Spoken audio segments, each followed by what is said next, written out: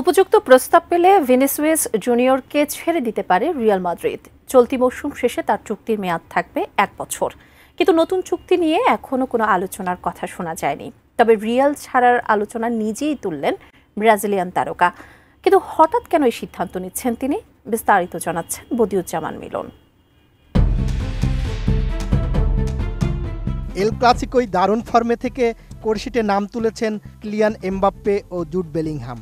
তবে ম্যাচ শেষে আলোচনার কেন্দ্রে ভিনিসিয়াস জুনিয়র। একাদশে থাকলেও 72 মিনিটে তাকে তুলে নেওয়ার সিদ্ধান্ত নেন রিয়াল কোচ জাবি আলোনসো।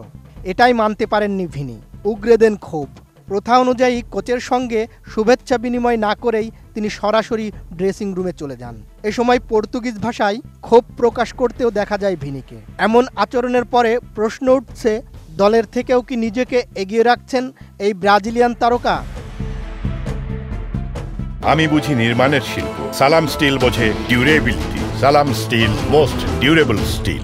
এল ক্লাসিকোয় 72 মিনিটে স্কোর লাইন ছিল 2-1, ম্যাচে এগিয়ে রিয়াল মাদ্রিদ। ওই পরিস্থিতিতে ভিনিসিয়াসকে তুলে রদ্রিগোকে নামানোর সিদ্ধান্ত নেন রিয়ালের কোচ জাবি আলোনসো। ম্যাচে কোনো গোল বা অ্যাসিস্ট করেননি ভিনি, তবে আক্রমণ গড়ে তুলে বার্সার ডিফেন্সকে সমস্যায় ফেলছিলেন বারবার। যদিও কোচের এই সিদ্ধান্ত মানতে পারেননি ভিনি। মেজাজ হারিয়ে তিনি বলেন, বারবার তার সঙ্গেই কেন এমন করে, এর চেয়ে দল ছেড়ে দেওয়াই ভালো। জবাবে সেভাবে কিছু না বলে আলোনসো মনোযোগ দেন ম্যাচে। তবে এই ঘটনা চোখ এড়ায়নি কারো। ম্যাচ শেষে এ নিয়ে মুখ খোলেন রিয়াল কোচ। তিনি জানান, এই মুহূর্তে জয়টা উপভোগ করতে চান তিনি, তবে ভিনির সঙ্গে পরে অবশ্যই কথা বলবেন এই নিয়ে।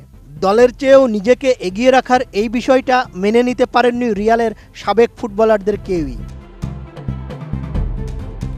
রিয়ালের সাবেক ফুটবলার স্টিভ ম্যাকমানামান বলেন, দলের স্বার্থ সবার আগে।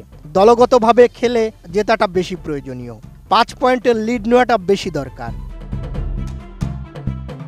ইএসপিএনের রেসেনাদা রোদাদা অনুষ্ঠানে রিয়াল এবং উরুগুয়ের কিংবদন্তি ডিফেন্ডার দিয়েগো লুগানো বলেছেন, এই লেভেলের ফুটবলারদের কাছ থেকে এমন আচরণ প্রত্যাশিত নয়। এর ফলে স্প্যানিশ ফুটবলে তার মর্যাদা অনেকটাই কমে যাবে। বার্সার সাবেক তারকা লুইস গার্সিয়া বলেন, ম্যানেজার এবং যে সতীর্থ মাঠে নামছে তাদের জন্য খুবই অপমানজনক এই আচরণ। এর আগে স্পানিওলের বিপক্ষে 77 মিনিটে তাকে তুলে নেওয়ার পরে ক্ষোভ উগরে দিয়েছিলেন ভিনি।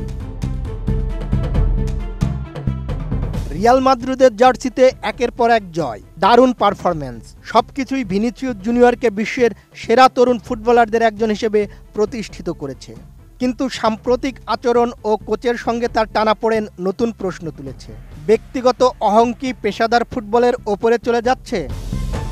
রিয়াল মাদ্রিদের মতো ঐতিহ্যবাহী ক্লাবে জায়গা ধরে রাখতে শুধু প্রতিভাই নয়, প্রয়োজন শৃঙ্খলা ও দলগত মানসিকতা। এখন দেখার বিষয়, ভিনিসিয়াস জুনিয়র কি নিজেকে দলের জন্য বদলাতে পারবেন, নাকি সত্যিই নতুন গন্তব্যের পথে হাঁটছেন তিনি। Desk report, ATN news.